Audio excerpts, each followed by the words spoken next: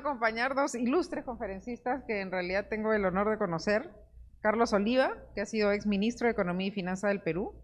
Él nos va a exponer el Plan Nacional de Infraestructura. Y también tenemos a Jorge Merino, ex ministro de Energía y Minas, quien nos va a disertar sobre la macrorregión norte y su integración.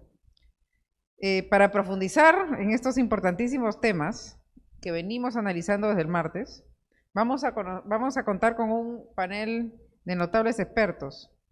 Ellos son Roger Guevara, el gobernador regional de Cajamarca, y Carlos Durán, presidente de Perucámaras. Lamentamos muchísimo la imposibilidad del señor Luis Ernesto Neira, gobernador regional de Piura, que no ha podido participar hoy porque se le ha presentado un imprevisto de último momento, ¿no? En tiempos de emergencia son cosas que digamos, pasan. Antes de empezar, yo quisiera hacer una mención especial a las empresas que respaldan esta edición del Jueves Minero. Por ello agradecemos a Komatsu Mitsui, Maquinarias del Perú, International Wheel, Cerro Verde, Famesa Explosivos, Hatbay Perú, Ferreiros, Compañía Minera Poderosa. Bueno, sin dar más trámite, vamos a la carne de lo que vamos a conversar el día de hoy. Vamos a dar el inicio a la conferencia y quiero para eso presentar a Carlos Oliva. Él es actual presidente de la Comisión Autónoma del Consejo Fiscal y director del Banco Central de Reserva del Perú. Como dije, fue ministro de Economía y Finanzas entre el 2018 y el 2019. Es candidato a doctor en Economía por la Universidad de Georgetown, magíster en Economía por la misma universidad y licenciado en Economía por la Universidad del Pacífico. Adelante, Carlos, con tu exposición sobre el Plan Nacional de Infraestructura.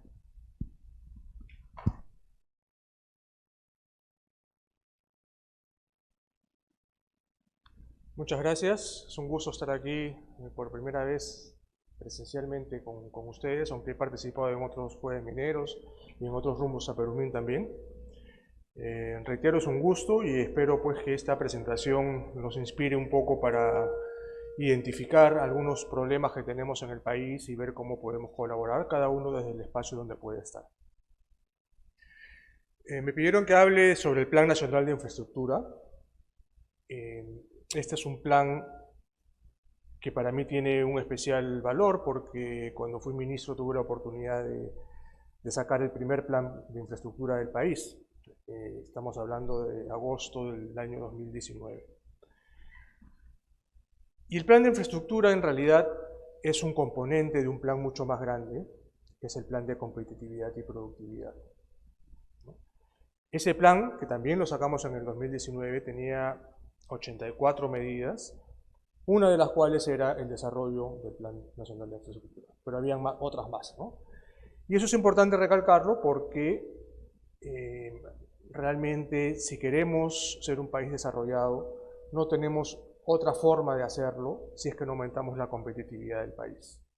Digamos, no hay país en el mundo que haya logrado pasar a un nivel de desarrollo si no ha aumentado su competitividad. Y para aumentar la competitividad no existen balas de plata. Es un conjunto de medidas, de políticas transversales y sectoriales que uno necesita para poder dar ese paso. Y además es un paso que, como ustedes comprenderán, se demora muchísimo, ¿no? Si el Perú aspira ahora a tener un ingreso como el que tiene Japón, por ejemplo, o Canadá, necesita crecer durante 20 años a más del 6%, para que tengan una idea. Entonces, no es algo que se hace de la noche a la mañana. Y es por eso es importante tener estos planes que están diseñados para que sean de mediano y de largo plazo. En el caso específico del plan de infraestructura, necesitábamos un instrumento que le dé una guía o que exprese la guía de hacia dónde estamos yendo en términos de país, ¿no? Y reitero, es un plan de largo plazo, ¿no? La infraestructura de por sí demora cierto tiempo en idearse, diseñarse, ejecutarse y después para que dé los servicios. Entonces, el efecto en el ciudadano de cualquier infraestructura no es de corto plazo, es de mediano plazo y por supuesto de largo plazo. Entonces, cuando hicimos este plan, lo primero que hicimos fue calcular la brecha de infraestructura. Queríamos saber de qué estábamos hablando, ¿no? Y en ese momento, en el año 2019, calculamos, con el apoyo de la Universidad del Pacífico, me parece que fue, y también del BID, una brecha de corto plazo actualizada ahora a 117.000 millones de soles y una brecha de mediano y largo plazo de 363.000 millones de soles. Para que tengan una idea, esa brecha de largo plazo es más o menos en la mitad del PBI del 2019. ¿No? Esa es la brecha que teníamos calculada y que no incluía la calidad del servicio. Era simplemente, comparado pues con unos benchmarks que habían, era simplemente lo que necesitaba para poder competir en una serie de temas. Pero no habían, digamos, mejora de la calidad, ¿no? Por ejemplo, en el caso del agua, no tenía incluido la mejora en la calidad en el servicio del agua. Entonces, cuando se hizo este plan, entonces se identificaron 52 proyectos. Esto fue un proceso sumamente largo, que lo voy a explicar un poquito más adelante. 52 proyectos priorizados. Ese es un elemento muy importante de un plan. Un plan tiene que tener prioridades, ¿no? Para que tenga algún tipo de sentido. Y en su momento recibimos proyectos de todo tipo y habían, no sé, cerca de 200, 300, 400 proyectos que todos los ministros querían meter en el plan de competitividad, ¿no? Entonces acá lo que se hizo, se aplicó una metodología para poder priorizar y ahora más adelante les voy a hablar también de esa metodología. Entonces teníamos estos 52 proyectos que llegaban más o menos a los 100.000 millones de soles, ¿no? Es decir, ni siquiera estos proyectos priorizados ayudaban a cerrar la brecha, ¿no? Teníamos que seguir trabajando y seguir identificando proyectos para poder cerrar esa brecha. Desafortunadamente el plan no tuvo el avance que uno hubiera podido esperar por diversos motivos, ¿no? Ahí pueden ver algunas cifras. En su momento, cuando salió el plan, el avance de los 52 proyectos estaba en un 10%. A julio del año 22, que se hizo un cálculo, estábamos en un 22%, ¿no? Hubiéramos querido, naturalmente, avanzar muchísimo más rápido, ¿no? De los 52, habían 24 proyectos que estaban en ejecución, después de 3 años, 36 proyectos que estaban en ejecución, ¿no? Hubiéramos querido que sean los 52, ¿no? Para empezar. Y acá, como les digo, una serie de temas que quizás más adelante les puedo mencionar, pero básicamente, para que este tipo de herramienta funcione, se necesita lo que se conoce como un champion, ¿no? Se necesita a alguien que esté detrás de esto para que realmente se pueda mover, ¿no? Y desafortunadamente, cuando se aprobó el plan, al mes se cerró el Congreso y la mitad de los ministros renunciamos, ¿no? Entonces el plan, digamos, sobre el cual teníamos muchas expectativas, de alguna manera quedó trunco. A pesar de que el presidente fue el mismo que presentó el plan en su inicio, no sé si ustedes vieron la presentación, pero él presentó uno por uno los 52 proyectos prácticamente de memoria. Bueno, viendo el cierre del Congreso, toda una turbulencia y después viendo la pandemia, ¿no? Entonces hay digamos, elementos que perjudicaron que podamos avanzar muchísimo más con el plan. El plan, naturalmente, no estaba terminado en ese momento, en algunos aspectos, sobre todo en ese punto 3 que ustedes pueden ver en la pantalla. Allí, la meta que teníamos era institucionalizar el planeamiento y el seguimiento del Plan Nacional de Infraestructura, ¿no? ¿Qué significa esto? Que necesitábamos una estructura de apoyo a este Plan Nacional de Infraestructura. ¿Por qué? Porque si no lo teníamos, esto simplemente iba a ser un listado de proyectos. Y justamente eso es lo que no queríamos, ¿no? Que después de tanto trabajo saquemos los proyectos y listo. ¿Y ahora qué viene? Necesitamos una institucionalidad para hacer que esto realmente funcione. Y ahí estábamos trabajando en crear esta institucionalidad. Entre otras cosas, por ejemplo, todos estos proyectos tenían que tener un PMO. Todos los proyectos se iban a trabajar con la metodología BIM, iba a haber un comité de infraestructura que se iba a reunir, que iba a participar el ministro de Economía, el premier, eventualmente el presidente, digamos, todo ese aparato que se necesita para que esto pueda andar, ¿no? Lo que yo les decía hace un rato, ¿no? Tener el champion, tener el equipo detrás, desafortunadamente hasta ahora no se ha podido lograr. Estaba previsto actualizar el plan y el plan efectivamente se actualizó el año pasado con algunos cambios, ¿no? ahora se llama Plan Nacional de Infraestructura Sostenible para la Competitividad. Y hay algunos cambios, y yo voy a ser quizás algo crítico sobre algunas de las cosas que se han hecho o se han dejado de hacer. Básicamente, repasando la presentación, tengo 5 puntos sobre los cuales tengo algún tipo de crítica, o en todo caso los llamo a ustedes a una reflexión a ver qué cosas les parece. El primero lo acabo ya de mencionar, que a pesar de que se ha actualizado el plan, no se ha actualizado ni la brecha de infraestructura y mucho menos se ha creado esta institucionalidad. Entonces el riesgo de que de que este plan sea simplemente un listado de proyectos sigue latente. No sabemos en este momento qué piensan las autoridades de este plan. Es más, este plan se aprobó el año pasado, no sé si en septiembre, octubre, con otro gobierno, ¿no? Ninguno de los ministros que aprobó ese plan en el Consejo de Ministros está ahora. El presidente tampoco.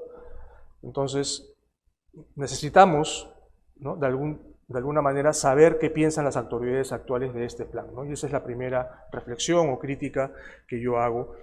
Y esa pregunta implica saber cuál va a ser la institucionalidad de este plan. Este nuevo plan ya no tiene 52 proyectos, sino 72. En realidad tiene más de 72, porque hay algunos que son paquetes de proyectos, ¿no?, como los hospitales, por ejemplo. En realidad son 212 proyectos, ¿no?, pero están agrupados, digamos, en 72 proyectos por un monto de 146.000 millones. Y ahí pueden ver en el gráfico, en el cuadro, qué tipo de modalidad, ¿no? Las APPs han perdido peso, la obra pública ha ganado peso, ¿no? Esto más adelante se lo voy a explicar a qué se debe, y probablemente, pues, no sé, yo sospecho que hay ahí también algún tipo de componente ideológico detrás, ¿no?, para que haya más obra pública y menos participación del sector privado, con respecto a lo que se tenía antes.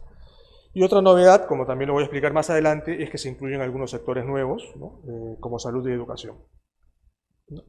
Y es más, de los 72 proyectos, la gran mayoría son del sector de salud. Se cambió la metodología de priorización, ¿no? Y esta es la segunda crítica que yo tengo. No porque no se deba cambiar la metodología, todo se puede perfeccionar siempre, sino porque esa metodología nueva no se socializó lo suficiente, digamos. Hasta donde yo sé, al sector privado no lo invitaron a esto, fue básicamente un trabajo de escritorio. Se contó con apoyo, creo que también del Reino Unido, del BID, qué sé yo, pero fue un trabajo básicamente de escritorio. Y eso tiene una serie de problemas, que también alguno de ellos lo voy a mencionar un poquito más adelante, ¿no? Pero ese elemento de que no hubo una socialización, cuando vas a cambiar una metodología, me parece a mí crítico, ¿no? A nadie del grupo del MEF que trabajó en ese momento en la primera metodología se le invitó tampoco. O sea, no sabemos qué criterio se utilizó para cambiar la metodología, ¿no? Y esa metodología, bajo mi punto de vista, tiene algunos problemas, ¿no? Y bueno, ahí está el detalle de lo que se ha hecho ahora. Pero el no socializarla sí creo que ha sido un error muy grave. El tercer tema, la tercera crítica que yo tengo, quizás es la más importante, que se sacaron proyectos y se pusieron otros. ¿Ok? Eso, digamos, si uno va a hacer eso, necesita justificarlo a lo máximo. ¿Por qué? Porque ¿cuál es la impresión que das? Que cada 3 años que vas a actualizar el plan, va a pasar lo mismo. Entonces, ¿qué sentido tienen estos 72 proyectos si en 3 años va a venir alguien, va a cambiar la metodología, va a sacar la mitad de los proyectos y va a meter otros, ¿no? Entonces, eso es sumamente importante porque esta es una herramienta de largo plazo. Entonces, si yo voy a cambiar proyectos y voy a cambiar la metodología, tengo que socializarlo, tengo que explicarlo, ¿no? Y eso lamentablemente no se ha hecho, o en todo caso no se ha hecho lo suficiente, ¿no? Algunos proyectos se sacaron porque los sectores no los presentaron, ¿no? Ahí tienen una lista de 15 proyectos. Algunos pueden tener sentido, obviamente, hay proyectos que se han terminado, pues ya hay que sacarlos, no tiene sentido dejarlos. Pero hay otros que uno se pregunta, ¿por qué los sacaron? ¿no? El aeropuerto Piura-Trujillo, por ejemplo, ahora que estamos hablando de la zona norte, ¿no? Ya no es parte del plan de infraestructura. ¿Por qué? El ministro de ese momento, que está fugado, dicho sea de paso, no lo priorizó. Entonces, bastó eso para sacar un proyecto del plan de infraestructura, ¿no? Y hay otra serie de obras. Villavilani, por ejemplo, es en Tacna, es una obra sumamente importante para darle agua a Tacna, ¿no? Que es una obra que tiene problemas. Y cuando uno tiene una obra con problemas, ¿qué hace? Pues soluciona los problemas, no los saca de la lista, ¿no? A menos pues que sea un problema ya que efectivamente no tenga manera de solucionarse. Y después hay otros proyectos que se sacaron porque no tenían los puntajes según la nueva metodología. Y básicamente todos los proyectos de energía salieron de la lista, ¿no? Ahí tienen pues simplemente un cuadro de cómo queda la nueva estructura, donde salud es ahora lo predominante. Y allí tengo una cuarta crítica, ¿no? Que, a ver, a mí no me parece que bajo la misma metodología, esto es una opinión muy particular, muy personal, bajo la misma metodología uno tenga que hacer competir a proyectos sociales, como educación y salud, con proyectos productivos, ¿no? Como puede ser una carretera o algún proyecto de energía, ¿no?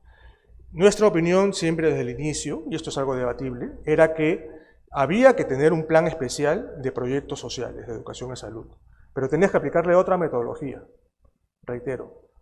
¿Por qué? Porque no puedes ponerlos a competir entre sí, no tiene sentido, ¿no? ¿Qué pongo? ¿Un hospital o una carretera? O sea, ese tipo, digamos, de preguntas no debería ser parte de un plan. Y ahora voy a explicar un poquito más cuando veamos algún detalle.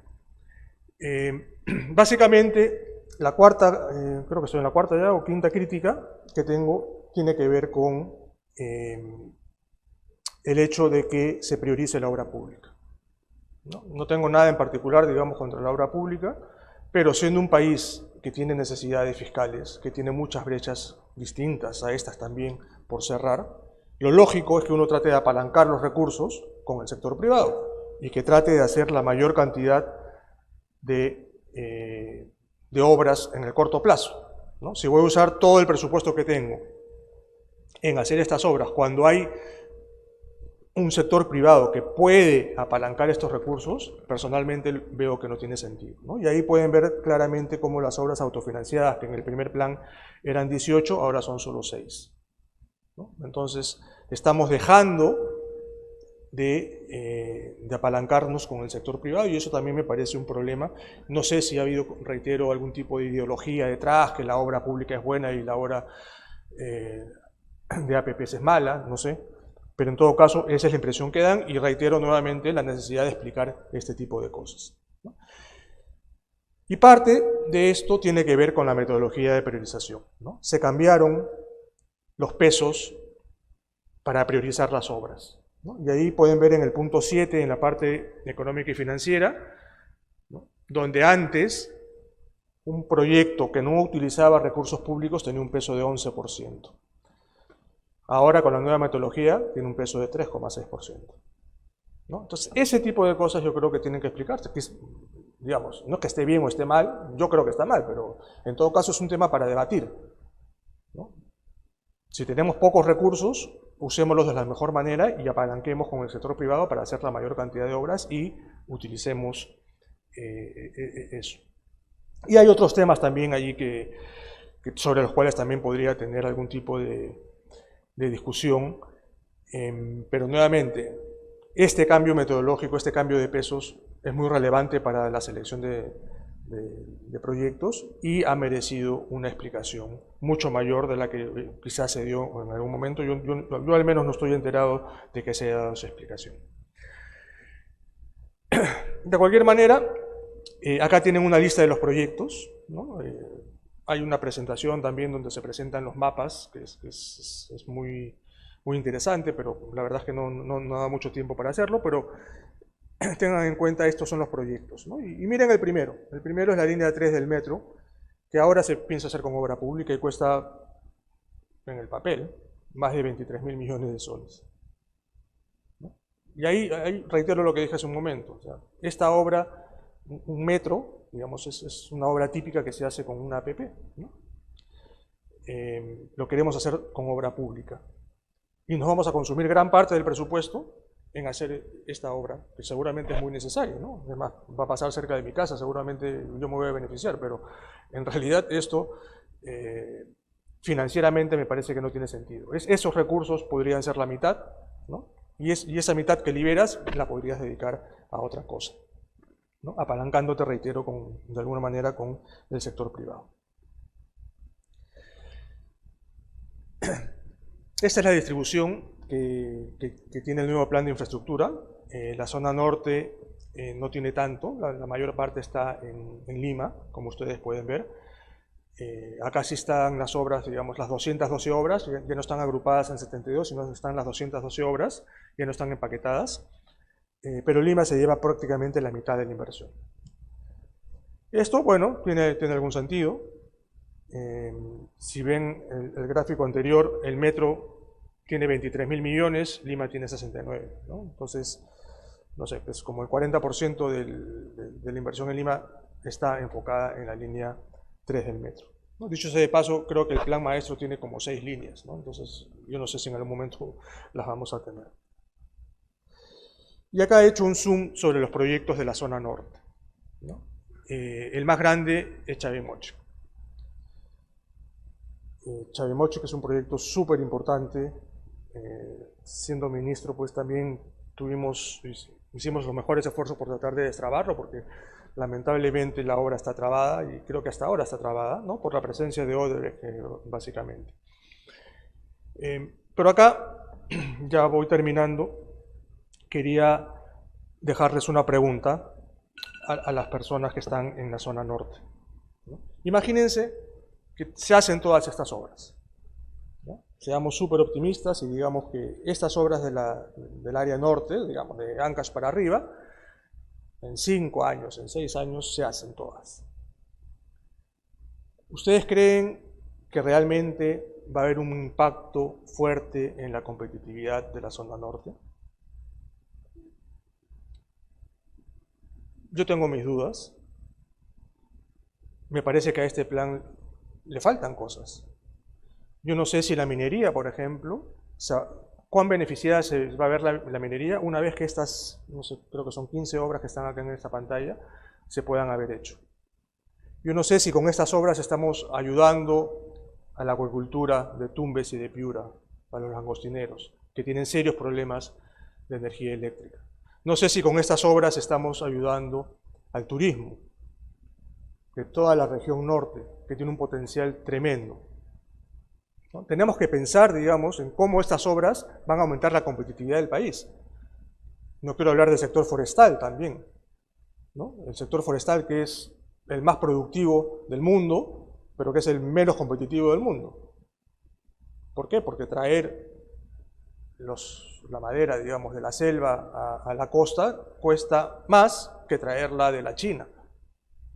Entonces, y eso, con esto ya termino, ¿no? Les dejo la reflexión en todo caso, si efectivamente, haciendo todas estas obras, estamos realmente impactando sobre la competitividad del país. No digo que no sean importantes, son importantes, pero la impresión que me deja al final es que falta mucho más. Y ese mucho más se ha debido lograr con la socialización, ¿no? Preguntándole al sector privado,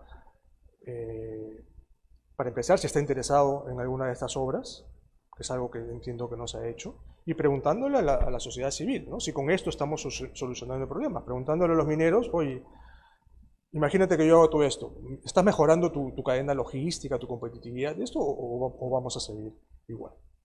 Bueno, ahí están las conclusiones, yo creo que ya me he explayado un poquito más del tiempo, así que los dejo acá. Muchísimas gracias.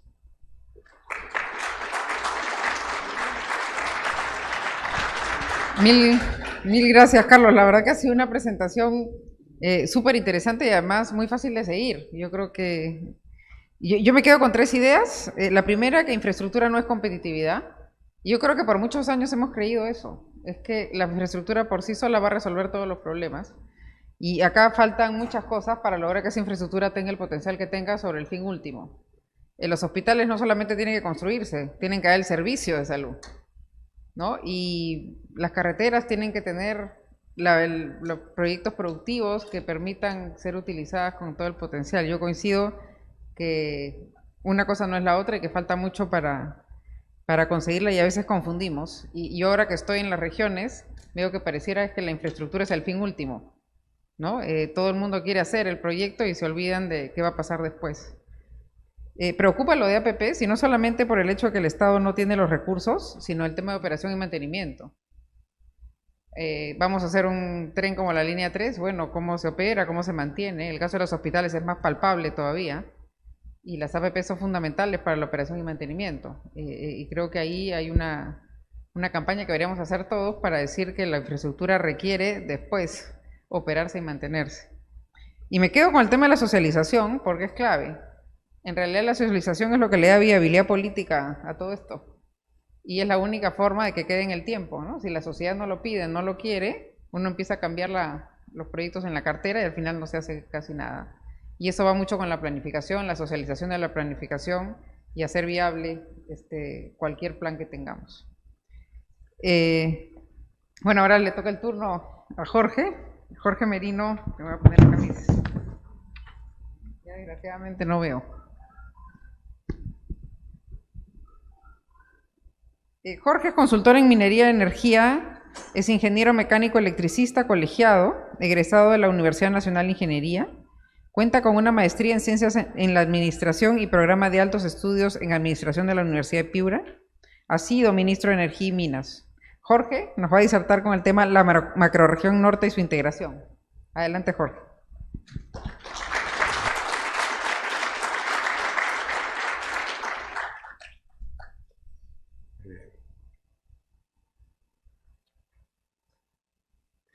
Bueno, muchas gracias por la invitación.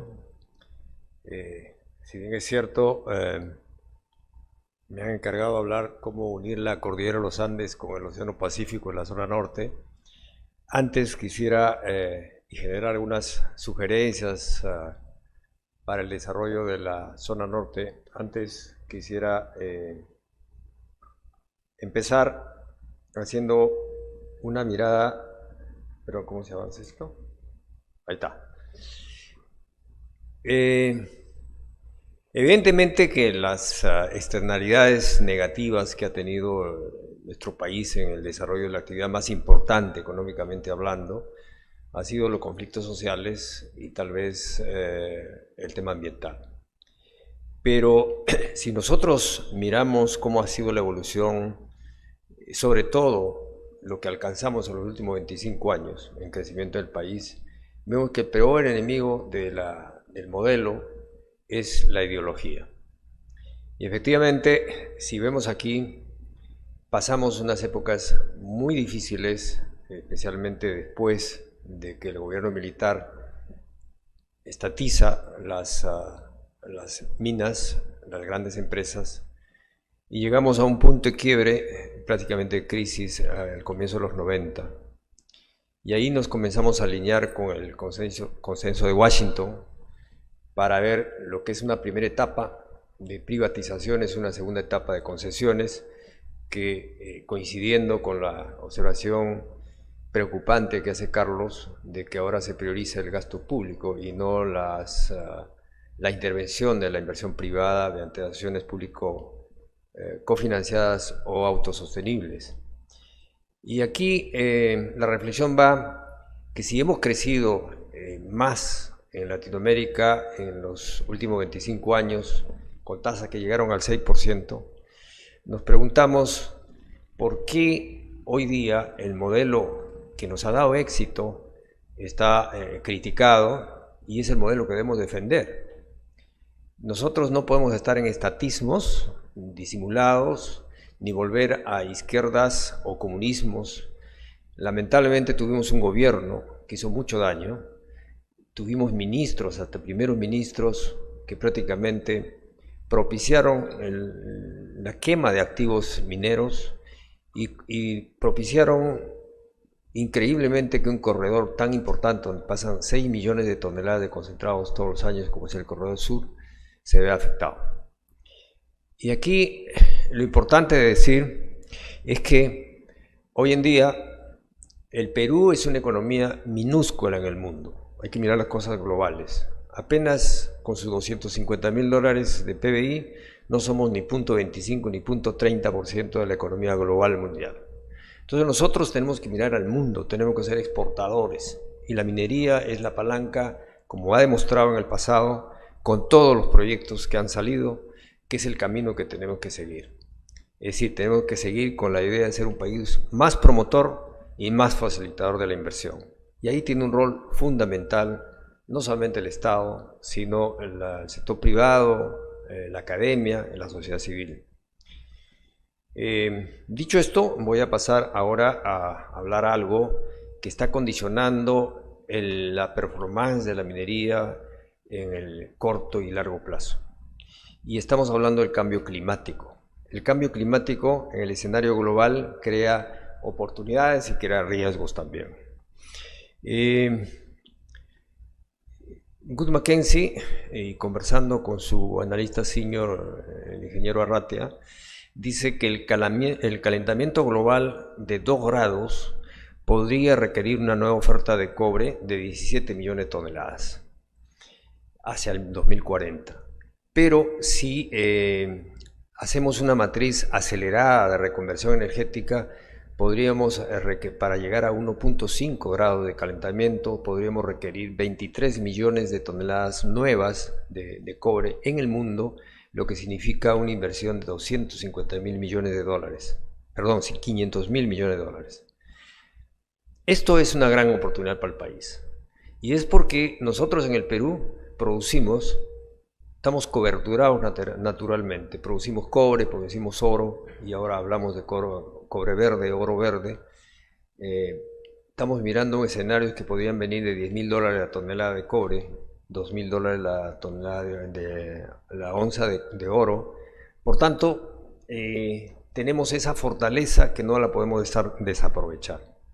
Pero también hay riesgos, el alto estrés, el estrés hídrico por falta de agua que se puede dar en la Tierra, en el planeta, y en particular en el Perú. Lo hemos estado viendo en los últimos problemas de lluvias, lo que está pasando ya en nuestro país, y es algo que se va a hacer repetitivo. Por tanto, necesitamos propender más represas de agua y más trasvases de la cordillera al otro lado. Y es importante ahora, yendo con el modelo que seguimos adelante, decir lo que ya es globalmente demostrado, que la minería en cualquier país sigue el objetivo de desarrollo sostenible, es decir, las personas, el planeta y la prosperidad. En esa línea, ahora miremos la macro norte, el potencial que tiene la minería.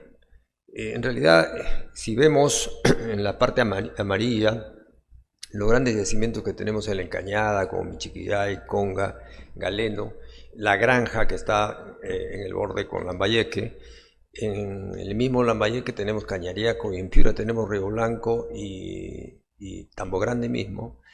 Esto es más o menos en total 1.5 millones de toneladas de finos, lo que significa en promedio una inversión de 24.000 millones de dólares para sacar esto adelante. Pero he querido mostrar al costado, en azul, también el potencial de energía hidráulica que hay en la frontera de Amazonas con Cajamarca, en centrales hidroeléctricas. Y como sabemos, en el sur del Perú la radiación térmica es importante para energía solar, pero en el norte los vientos son importantes para energía eólica. ¿Y por qué lo menciono esto? Porque a veces perdemos la perspectiva de que somos competitivos en minería porque tenemos un costo de energía accesible, mucho más barato que Chile. Pero ya hemos escuchado y estamos viendo que de la potencia instalada en el país, que son 12.500 megavatios, 2.500 son en base a petróleo. Y el COES ha anunciado para que el 2026 debemos estar en problemas porque la oferta eficiente va a ser superada por la demanda. Quiere decir que nuestras tarifas van a ir para arriba. Este es un tema sumamente importante que tener en cuenta. Y esto se debe a que las centrales que están en Hilo Matarani han operado, por ejemplo, en septiembre del año pasado con la escasez de lluvias con petróleo. Y eso significa 7 veces más de costo marginal que lo que es el gas natural. Por tanto, mientras no se reanude y no se complete llevar el tubo de Camisea al sur, siempre vamos a tener este problema. El siguiente es un cuadro que se llama Prosperidad de las regiones del Perú, de la Universidad de San Martín. Me parece muy interesante y quiero comentarlo, ¿no? Efectivamente, deberíamos promover el rol de facilitación y promotor de inversiones desde las regiones. La base regional es importante porque los proyectos están en las regiones. Miren, aquí este cuadro es muy interesante. Hay una trampa de la pobreza extrema donde están sumergidos, por ejemplo, la paradoja de Cajamarca. Con tanto recurso, digamos, desde el año 95 de 4.000 soles, se ha ido prácticamente solamente a 10.000 soles, menos de 10.000 soles de PBI. Sin embargo, Apurímac, dado el impulso de la granja, de las Bambas, está a punto de pasar a lo que se llama el cuadrante de transición hacia rumbo a la prosperidad. Aquí en el tema de Apurímac, con todos los problemas que han habido, creo que con una base social fuerte que puede liderar el gobernador, aquí presente el señor Lantarón, creo que hay suficiente ya convencimiento de que el desarrollo de Apurímac va a depender mucho de lo que podamos hacer para dar confiabilidad a las operaciones de las Bambas. Y aquí me quiero referir a algo que ha pasado, por ejemplo, a propósito de esta figura de la conectividad con Pasco.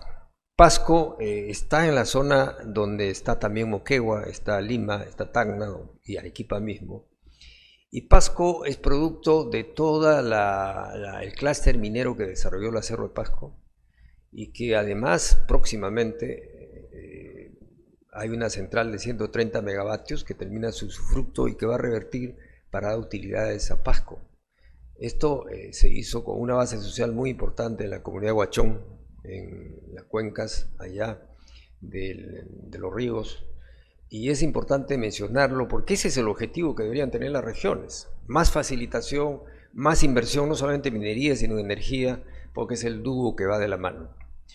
Entonces, paso a la siguiente. Los corredores logísticos. Los corredores logísticos, está mal decirlo, que es un desafío pasar las cordilleras de los Andes hacia el Océano Pacífico para ser exportador, porque el Perú tiene que mirar el globo como país exportador. Los dólares nos vienen de afuera. Y aquí el concepto de corredor logístico es muy importante porque trae economías de escala, menores costos, y sobre todo en el sector minero, característico es multimodal, que puede venir carretera, tren y puerto. Entonces es importante este concepto porque además permite la conectividad, el acceso universal a energía, a gas, a internet, que es lo que necesitamos para el desarrollo de nuestras regiones más alejadas. Ya la experiencia en Perú de lo que es un corredor económico la tuvimos en el centro del Perú desde los comienzos de los 900 con la Cerro de Pasco, que conformaron un clúster minero en Cerro y vinieron con ferrocarril hacia el Callao, al puerto del Callao.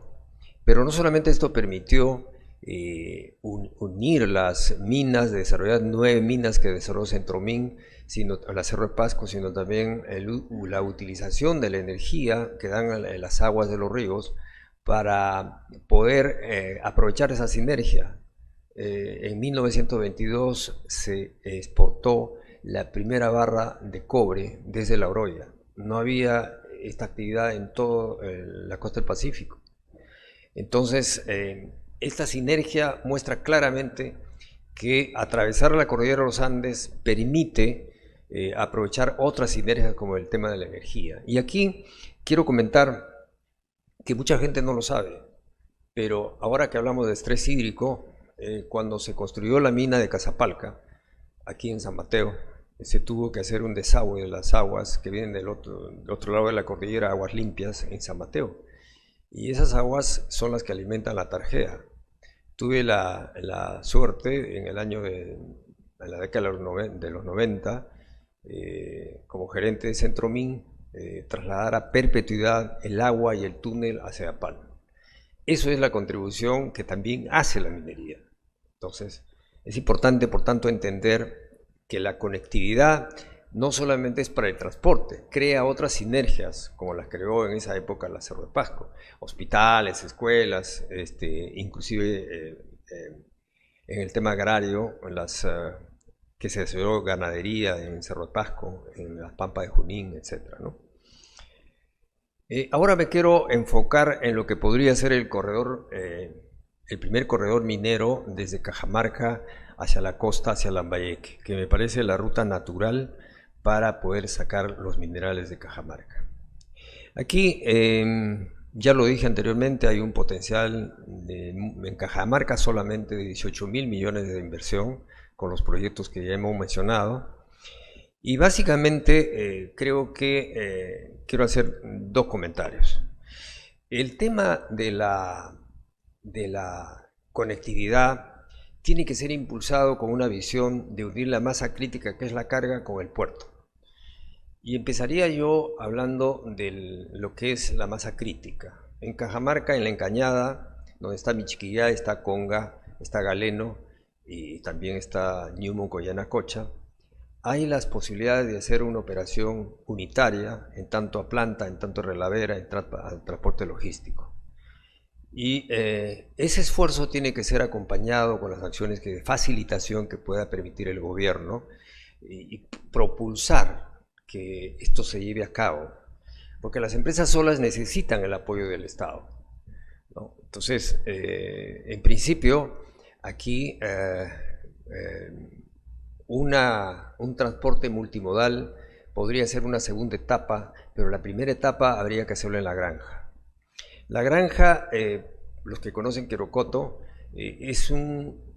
hay 2.800 hectáreas de concesiones mineras, pero es una zona muy encajonada. Es muy difícil pensar que donde está casi el 8% o 10% del cobre del Perú pueda desarrollar tajos o relaveras. Entonces, necesariamente se tiene que construir un túnel trasandino para salir a la costa, a Cayaltí y la zona de Lambayeque, y ese túnel tiene que pasar un ferrocarril y agua, obviamente con una política de crear represas en el otro lado, de tal manera que se mantenga el caudal ecológico de los ríos. Esto creo que sería el primer paso que tendríamos que promover como idea para poder, así como se hizo con la Mancomunidad de los Andes, que el gobierno mande a hacer un estudio, el estudio de lo que sería un tren o una conectividad a la costa. Esto se hizo para Las Bambas y Marcona, con el gobierno de PPK, y que motivó 33 millones de soles de estudios. Ese es el primer paso. El Estado tiene que comprometerse en esto y que después sea el sector privado que lo construya mediante asociaciones, cualquier tema. Y ahí, bajando, llegamos al puerto. Y aquí en el puerto, en Eten, hacia el sur, hay estudios ya hechos, hay un buen calado y hay un tema importante. Miren, el puerto hoy día, aquí en Tianjin, en cualquier lado, ahora tiene un componente adicional que es la zona industrial, y algunos tienen hasta zona franca. Evidentemente un puerto de por sí no es una inversión que muestre futuro, tiene que amarrarse una carga, tiene que tener conectividad, como fue el caso de Cerro con Callao. En el caso de Eten, yo creo que se dan las condiciones, como está haciéndose en Indonesia con Freeport, de construir una fundición y refinerías. En los próximos años va a ser muy difícil transportar concentrados por los mares, por el cambio climático. De manera que coincide justamente el tamaño de la inversión que ha hecho Freeport en Indonesia, con un gobierno, un Estado que le dio todas las facilidades para exportar hasta 600.000 toneladas de cátodos al año, una inversión de 3.000 millones de dólares. Entonces hay que preguntarnos, ¿qué necesitamos para que venga la inversión? De repente impuestos especiales, de repente permisos, de repente una base social que convenza y salga y diga, ven, bienvenidos, ¿no? Entonces, esto es sumamente importante conceptuarlo así. Y más allá de eso, también nuevamente me quiero referir al sector energético. Miren el modelo de Quellaveco. Quien ha construido el puerto es Engie. Y ahora Engie, como empresa eléctrica de energía, está apostando a tener un contrato con la operación minera. Entonces, ese matrimonio en la energía, minería, es el que tenemos que observar en nuestro país. Tenemos que tener competitividad. Los costos de producción de minería tienen mucho que ver con la energía y la mano de obra, casi el 50%. Y luego el transporte. La falta de infraestructura nos hacen ver que, por ejemplo, Chile tiene para embarcar una tonelada en Chile son $12, nosotros estamos en $26 en Callao y Mataraña. Y nuestro transporte terrestre es caro. Entonces, tenemos que enfocarnos en competir más y seguir del segundo lugar, seguir creciendo en volumen. Hoy día se ha dado la noticia de que La Granja, que es un proyecto que lo tenía Río Tinto de la época que lo empezó con BHP Billiton y después Río Tinto, que todavía está tiene que ejercer la opción con el Estado, está asociado ahora con First Quantum. Yo creo que es una gran oportunidad para el Estado peruano de mirar en su conjunto estos ejemplos que se están dando en el mundo, como he mencionado con el de Freeport y las empresas Engie que ha hecho este tema en Quellaveco. Quisiera hablar de Cajamarca para crear las condiciones de cómo sacar el mineral de Encañada. Miren, en el año 2013 con el alcalde Bardales, alcalde provincial, empujamos el tema de la represa de Chonta para crear 30 años más de agua en Cajamarca. Lamentablemente, cuando ya teníamos el estudio de impacto ambiental y con el Ministerio de Vivienda se apoyaba que esto salga adelante, la aprobación del estudio ambiental fue sujeto a oposición de los antimineros, increíblemente. Y ahora hay una pobreza tremenda en Cajamarca y el tema del agua no puede ser que la Defensoría del Pueblo estamos afectando en los derechos de los más pobres. Cajamarca tiene un nivel de desnutrición y anemia quizás de los mayores en el Perú y no debería estar así. Entonces menciono esto porque hoy día con el estrés hídrico, con los temas del cambio climático, es increíble que todavía estemos yendo contra la lógica de dar un servicio básico para la vida que es el agua. Aquí quería ahora referirme a Piura. Piura tiene recursos importantísimos, es una región que durante la pandemia y después de la pandemia siguió absorbiendo más energía, fue la única que siguió consumiendo más, y es el rol que tiene Piura en su actividad pesquera, industrial, minera, etc. Yo creo que en política estratégica del Perú tenemos que pensar, en primer lugar, en la sustitución de importación de fertilizantes y en mayor competitividad de la producción alimentaria. Entonces, uno de los proyectos que debemos impulsar con facilitación, con base social, es en la provincia de Sechura, donde se puede poner una planta de urea. Habíamos estimado de 1.200.000 toneladas por año de urea. 600.000 es el consumo nacional y 600.000 para exportar a toda la zona del Pacífico. Aquí estamos hablando de una inversión de 1.350 millones de dólares que lo puede hacer totalmente el sector privado. Lo único que hay que hacer acá es crear las facilidades para crear ese clúster industrial en la zona de Sechura y empezar con la urea, que es algo que está más a la mano. Existe el gas, existe el ácido sulfúrico muy cerca en Talara para ir a otro componente que sería los NPK, que ya hace el valor agregado al fosfato. Y aquí en Piura también se configura las posibilidades de crear un parque industrial ya con valor agregado al fosfato. Hay que hablar con Mosaic, hay que hablar con Cemento Pacamayo. Y aquí yo quiero decirles que yo visité una planta en Paradip, en India, donde tienen un gran problema para la alimentación de tanta gente, de un modelo de 3 millones de DAP que se pueden poner aquí en la misma forma en Piura. ¿Y qué necesitamos? simplemente como Estado, como gobierno regional, como gobierno provincial, como comunidades, hacer una base social que diga, sí, nosotros queremos la inversión, estas son las facilidades que damos, bienvenidos, ¿no? Creo que esto es un pecado hasta ahora, teniendo una cordillera de los Andes con gas, con agua, con metales, hemos pasado una crisis en el tema de la urea, que ha sido público conocimiento. Y aquí las sinergias naturales que pueden tener fertilizantes en la zona norte. Aquí muestro los proyectos de agroexportación grandes que tenemos, desde Alto Piura, Olmos, Chavimochic, Faical en Tumbes. Imagínense con un fertilizante a bajo precio y oportuno para un planeamiento. Cada hectárea la podemos sacar mucho más rendimiento y ampliar las zonas de recuperación de tierras. Entonces, la agroexportación, que hoy día tiene su base en Ica, podría ser mucho más fuerte en el norte también, ¿no? Estos son los temas que muestran las sinergias que pueden tener con un enfoque macro-regional el desarrollo de nuestro país.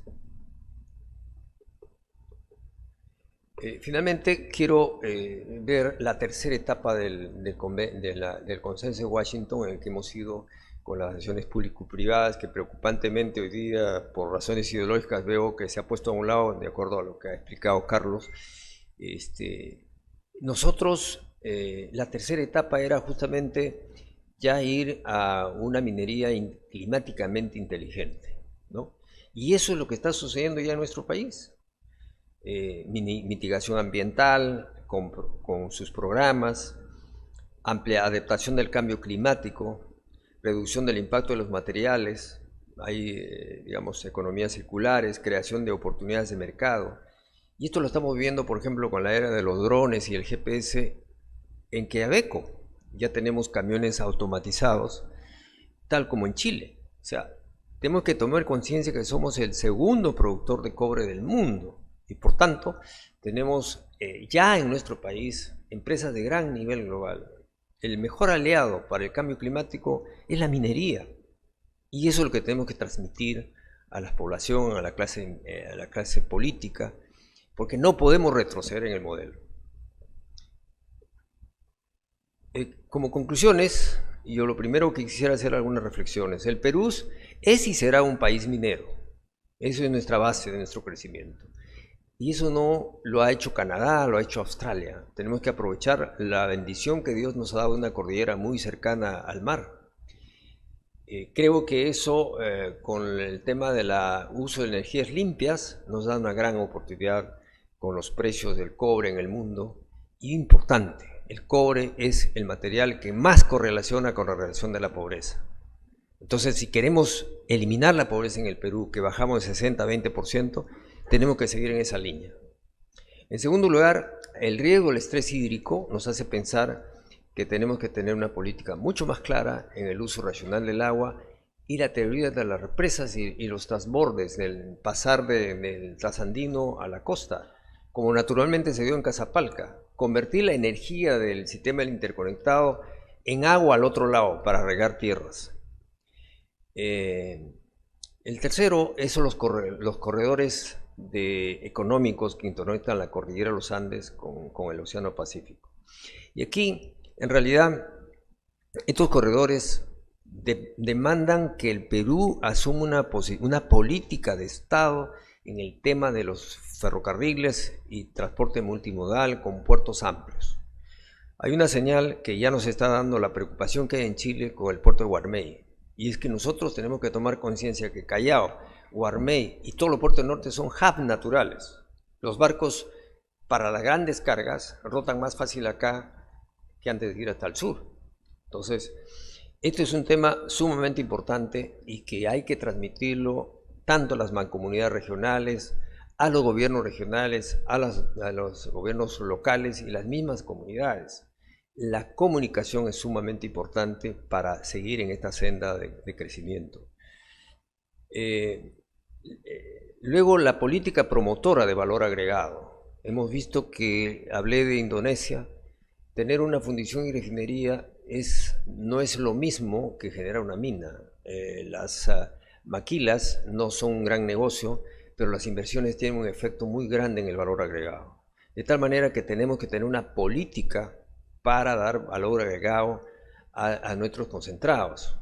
Nuevamente, en pocos años no vamos a poder exportar concentrados por los mares. Es más, China hoy día ya está pensando China, que es el principal consumidor, ellos tienen su parque industrial en Tianjin, por ejemplo, y en otras zonas, poner más restricciones a lo que es mercurio, a lo que es talio, a los metales penalizables en los concentrados. Y acordémonos que en los concentrados 75% o 70% es basura, lo que va en el mar.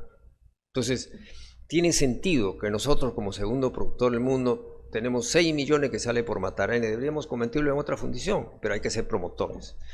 Y en el norte tenemos la misma cantidad, hay que ser promotores, facilitadores como Estado. Y en este sentido también los clústeres de desarrollo industrial, por ejemplo, en Cajamarca, en la zona de La Encañada, ¿qué nos está faltando para promover un clúster? Ahí tenemos 900 hectáreas en Santa Margarita y La Culebra, que son del Estado. Recuerdo que cuando se promovió la inversión en Michiquillay, se le dio a la comunidad de Michiquillay y La Encañada 202 millones de dólares, que vienen de un proceso promovido por el Estado. Y ese proyecto, eso fue lo que pagó Anglo, pagó 404 millones, ahora lo tiene Sauder. Entonces, hay que mirar qué hacemos para hacer un parque industrial y meter todas estas ideas de tecnología. Creo que esa es la única forma de que el Estado pueda también crear un marco de fortalecimiento de los clústeres. Luego, quisiera también... ¿Sí? Ok. Para terminar, en el año 2013 propusimos el ITS, que permitió las ampliaciones de todas las operaciones, permitimos hasta el 2019-2020 1 millón de toneladas finas. Esto deberíamos revisarlo. El tema de las bambas tiene 5 tajos que podríamos hacer reingeniería y producir mucho más rápido. El cierre de brechas de infraestructura pasa también por un acceso universal al tema del gas, al tema de la energía, del internet. Es entendible que el gas no llegue todavía a la macro sur y se ha llegado hace 20 años a Lima. Entonces no podemos tener ciudadanos de diferente beneficio. Finalmente, la gobernanza corporativa. Creo que la minería produce lo suficientemente recursos, pero la gestión del gasto es el gran problema, ¿no? Entonces aquí creo que eso es un tema que tenemos que discutirlo. Y finalmente, el Perú hoy demanda un esfuerzo unitario muy grande. Tenemos en vías un crecimiento muy pobre, tenemos ya inflación, de manera que somos solamente los peruanos los que podemos sacar adelante nuestro país, como ya lo demostramos en muchos años después del Sendero, ¿no? Muchas gracias.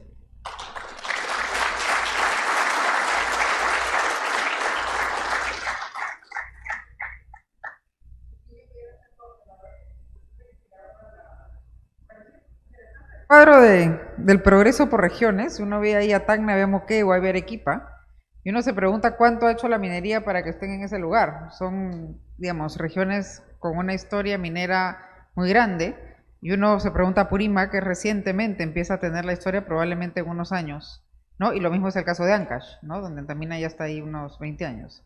Pero o sea, uno ve y se da cuenta que probablemente la minería ha sido fundamental para lograr que esas regiones estén donde estén. Me quedo también con qué hacer para atraer más inversión, y la palabra, y retorno a lo que hablaba Carlos, es competitividad, ¿no? Tenemos que resolver los temas sociales, infraestructura, un Estado más eficiente con una mejor regulación. Bueno, y ahora nos toca pasar al panel, y acá van a participar 2 destacadísimos invitados. Quiero darle la bienvenida a nuestros panelistas. Primero, al gobernador Roger Guevara, es el gobernador regional de Cajamarca. Creo que va a ser muy interesante complementar lo que nos ha expuesto Jorge sobre la región. Y a Carlos Durán, presidente de Perucámaras. En ese orden, al gobernador Guevara y a Carlos Durán en segundo lugar, los invito a tomar la palabra. La primera ronda va a ser de 8 minutos cada una, y luego va a haber una ronda de réplicas de también 8 minutos cada una. Señor gobernador. Sí, muchas gracias. ¿Me escuchan? Sí, lo escuchamos perfectamente. Qué gusto poder saludarles y al mismo tiempo ser partícipe de estas ponencias.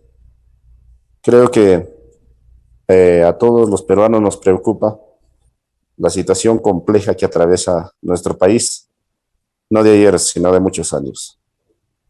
Oliva, en su primera intervención, de alguna manera expresaba la preocupación con relación al tema de la infraestructura en nuestro país, ¿no? Y que de cierto modo nuestro país lamentablemente no tiene un patrón o una matriz que de cierto modo nos encamine para tener que salir adelante.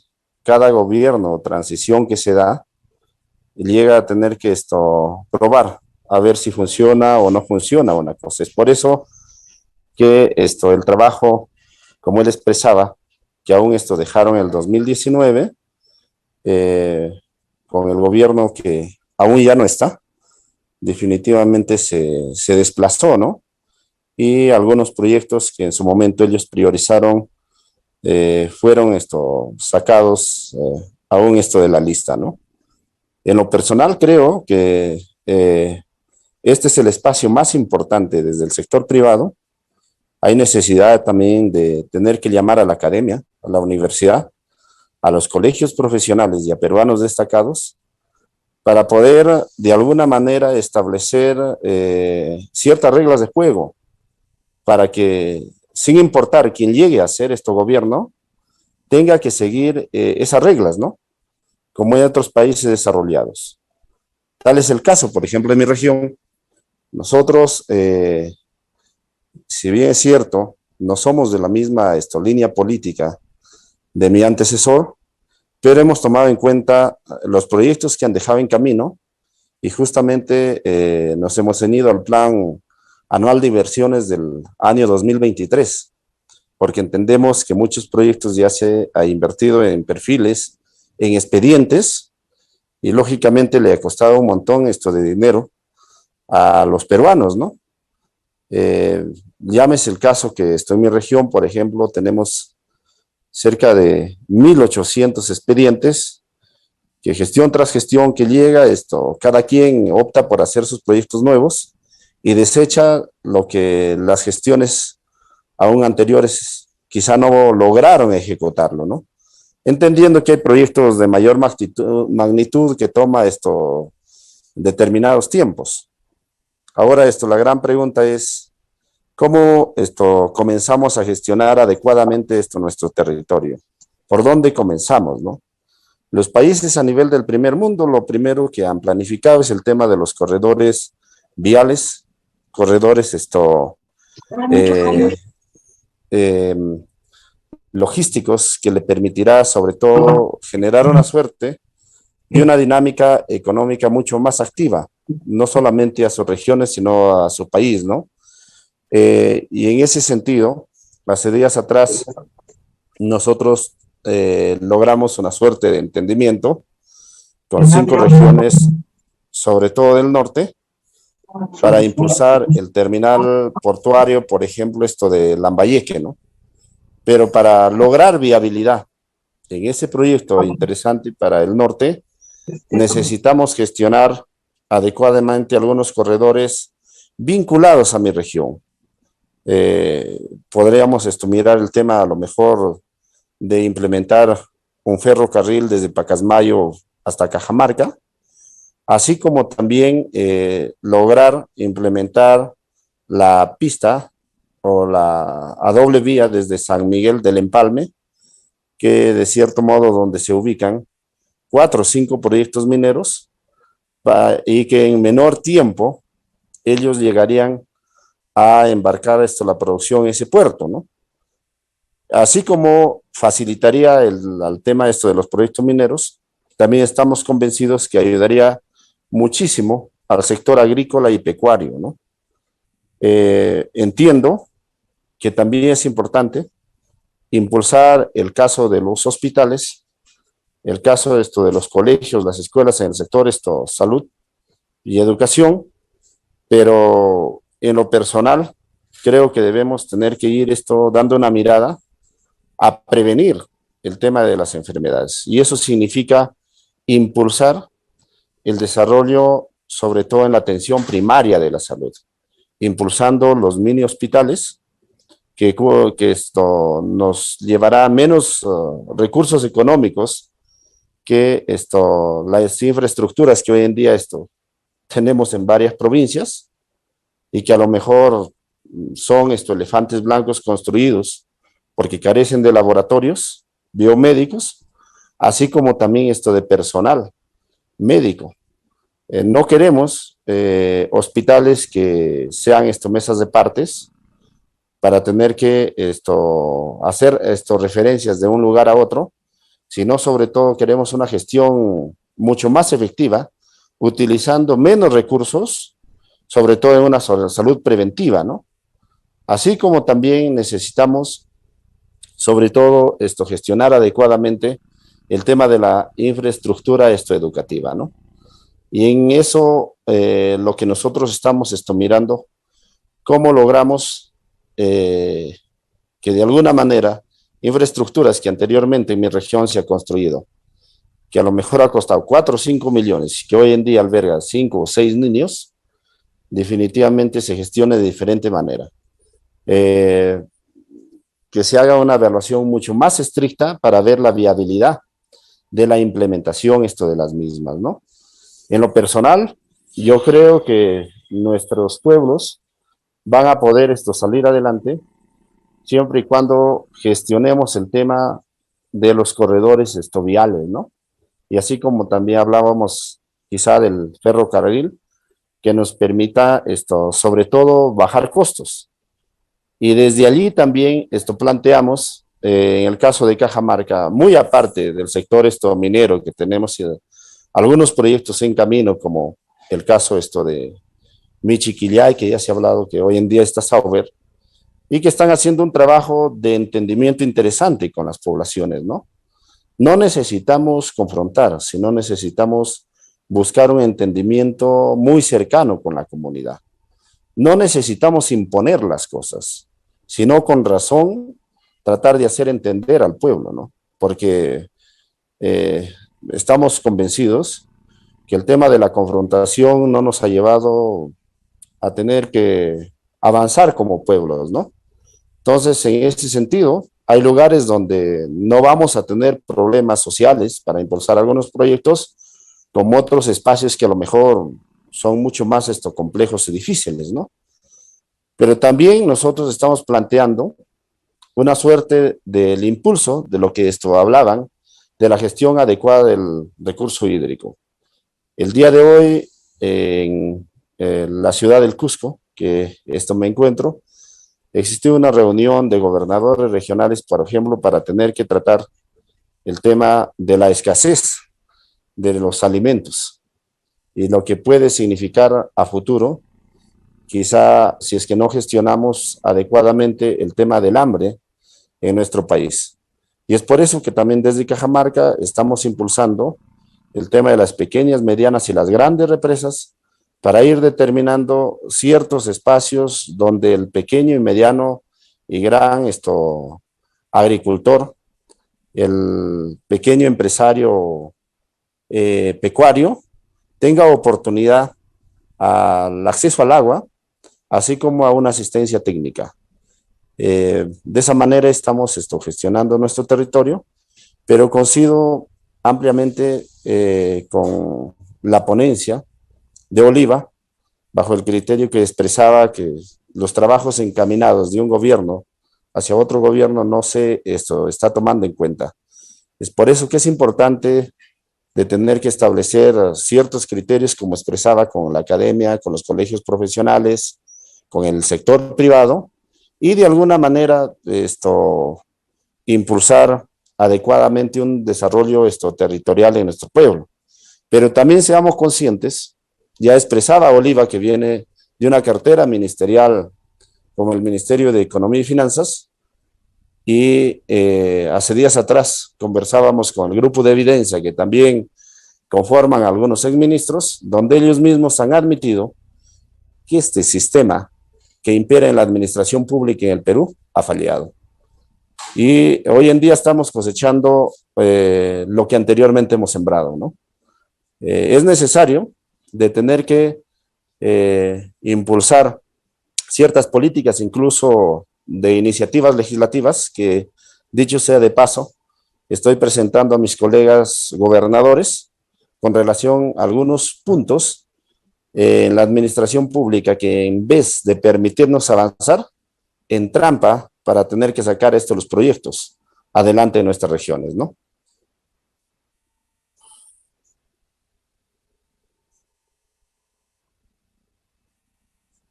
Hola,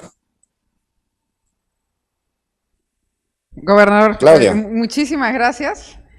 Le doy el pase ahora a Carlos Durán.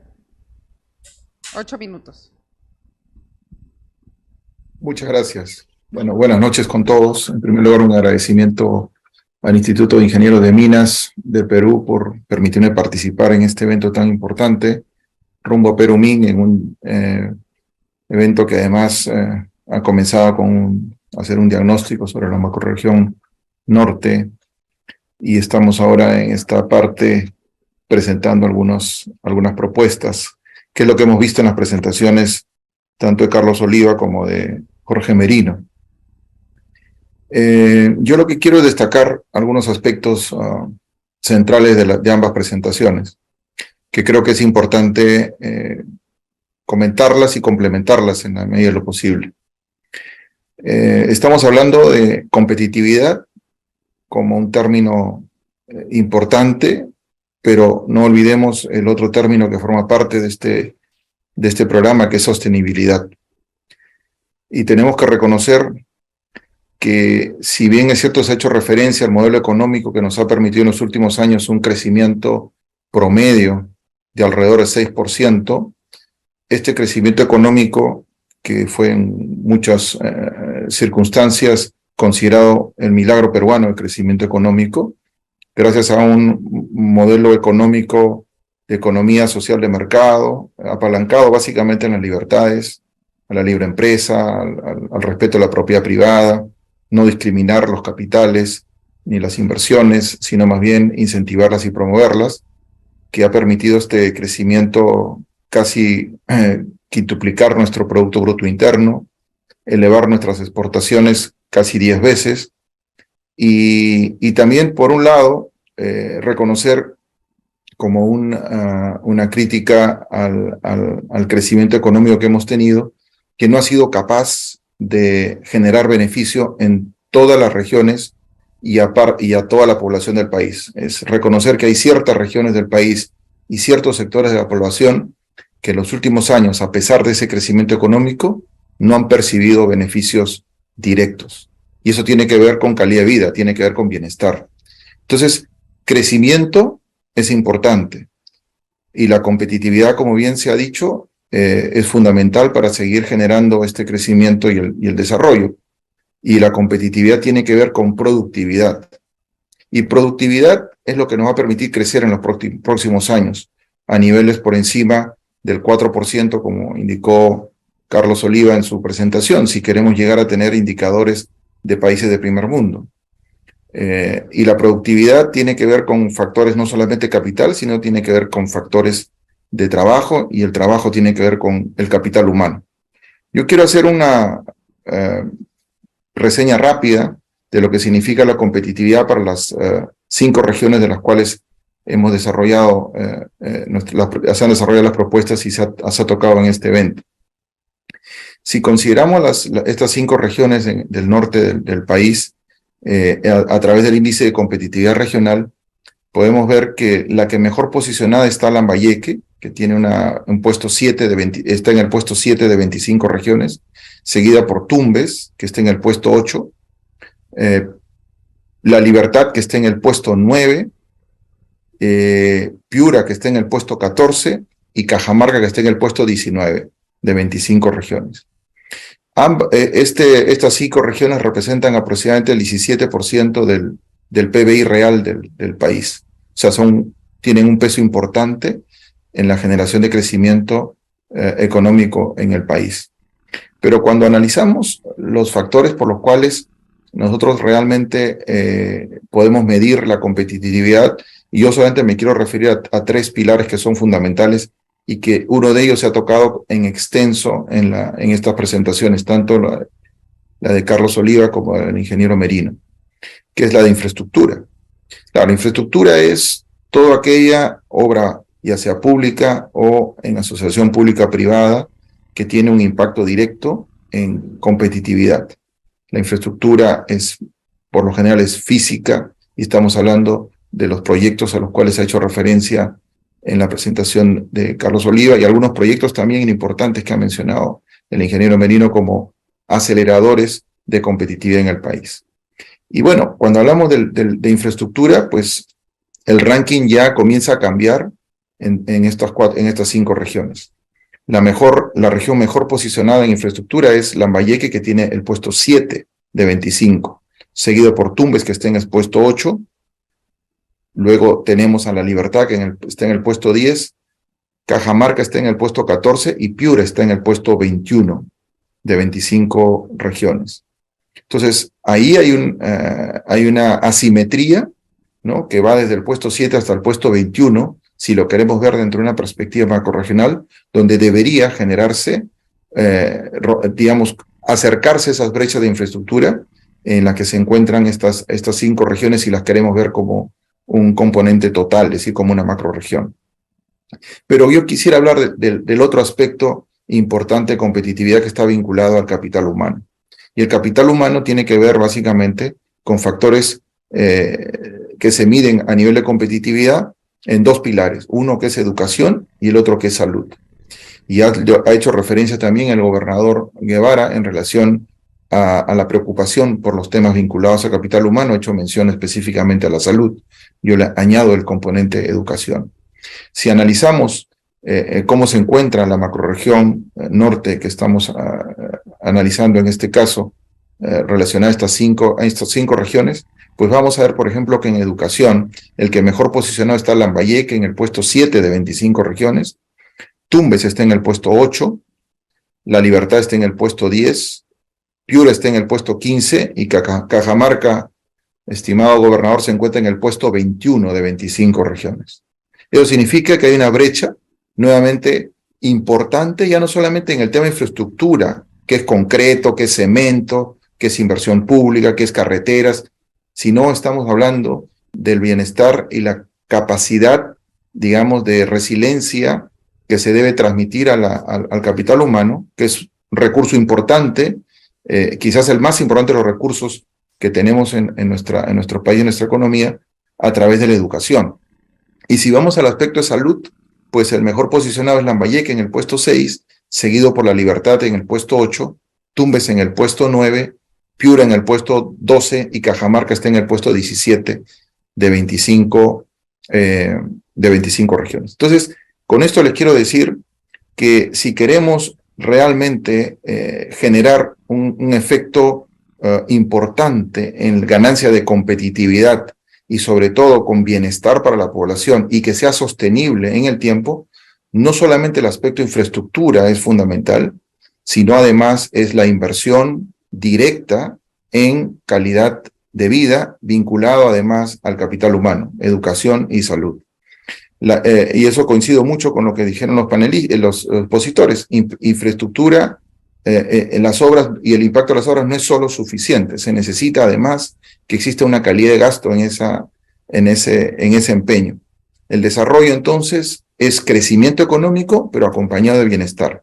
Y creo importante poner a consideración el efecto del capital humano, porque finalmente es el que va a tener la capacidad a través de las habilidades que se le trasladen, las capacidades y competencias que tengan para poder transformar de una manera importante el quehacer económico de su región y evidentemente de la macrorregión norte.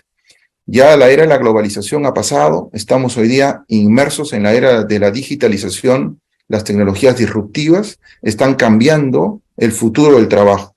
Se estima que de acá a 15 años el 60% de los puestos de trabajo que se van a demandar no existen hoy en día. Por lo tanto, tenemos que hacer una inversión intensa para ese capital humano, prepararlo a poder absorber esa demanda de nuevos puestos de trabajo que se va a generar en los próximos 10 o 15 años. Con esto dejo acá en este punto mi participación y espero complementarlo en la siguiente oportunidad que me toque. Muchas gracias, Claudia, por permitirme el uso de la palabra. No, imagínate, gracias a ti, Jorge. Bueno, le toca el turno al gobernador con su réplica de 8 minutos. Sí, bueno, cuánta razón tienen, ¿no? Y creo que complementando lo que expresaba Carlos, en el tema de salud y en el aspecto educación, no solamente se necesita el tema de infraestructura, ¿no? Sino también ir mirando el tema netamente de cómo llegan nuestros niños hacia las escuelas. Y eso parte por tener que gestionar adecuadamente el tema de nuestros recursos para mejorar el ingreso per cápita de cada familia.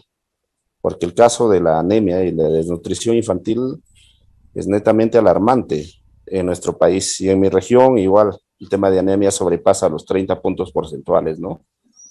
Y es por eso que creemos de que parte también mucho el desarrollo de capacidades, dependiendo de qué tipo de población tenemos, la manera como han venido siendo alimentados, ¿no?